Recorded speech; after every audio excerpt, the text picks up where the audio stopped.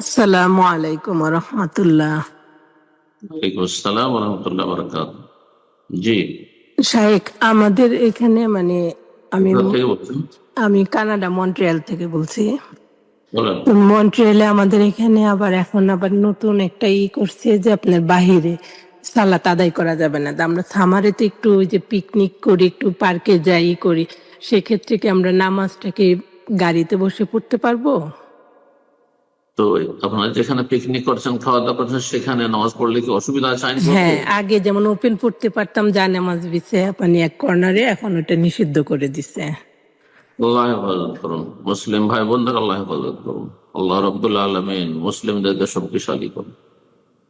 আল্লাহর সীমা লঙ্ঘনকারীদেরকে, অন্যায়কারীদেরকে আল্লাহ রাব্বুল আলামিন প্রতিহত করুন। তো যাই হোক, আইন মেনে চলতে হবে।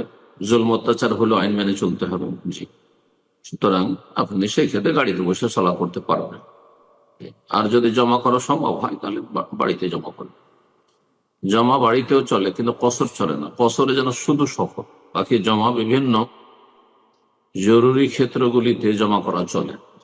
বারাকাল্লাহ ফিক। যদি দেখেন যে আমি এই জোহর পড়ে যাচ্ছি আর আসরে ফিরতে পারবো না, মাগরিব হয়ে যাবে, আর সেখানে বাইরে সালাত পড়া নিষিদ্ধ, তাহলে জোহরের সাথে জমা করে নেন বাড়িতে, বা জোহর আসর মাঝামাঝিতে জমা করেন, জমা বাইনা সালাতেন করে।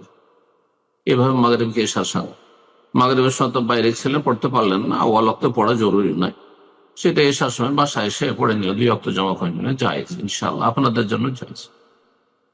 হ্যাঁ, কিন্তু যারা আমরা যে কোনো জায়গায় মসজিদ পাচ্ছি, যেমন সৌদি আরবে, তাহলে আমাদের জন্য এইভাবে বাড়িতে বসে বসে জমা করা জায়েজ না। বারাকাল্লাহ। আল্লাহ সহজ করুন। এই জন্য মুসলিম পরিবেশে, মুসলিম দেশে থাকাকে প্রাধান্য দিন। আল্লাহ তৌফিক দান, আল্লাহ হেফাজত। আসসালামু আলাইকুম রহমতুল্লাহ বারাকাতুহু। ওয়ালাইকুম বাংলাদেশ আসসালাম। থেকে। বলেন। শায়েখ, আমি 1992 সনে এসএসসি পরীক্ষার জন্য প্রস্তুতি নিয়েছিলাম। তখন রাত 12টার সময় 12টা পর্যন্ত পড়তাম।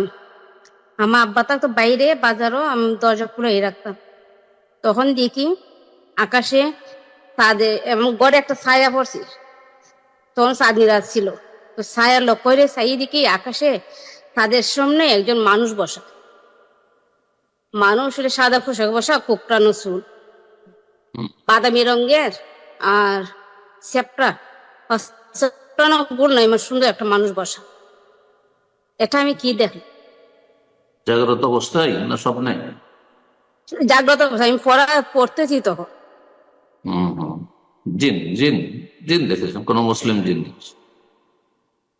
কোন যায় আসে না। মুসলিম জিন ভালো জিন, ভালো, ক্ষতি না করলে হলো। ভালো জিনও আছে, নেক জিন আছে, আমাদের চাইতে ভালো মানুষ, ভালো জিন আছে। জি, জান্নাতীও আছে, জাহান্নামীও আছে। বারাকাল্লাহ।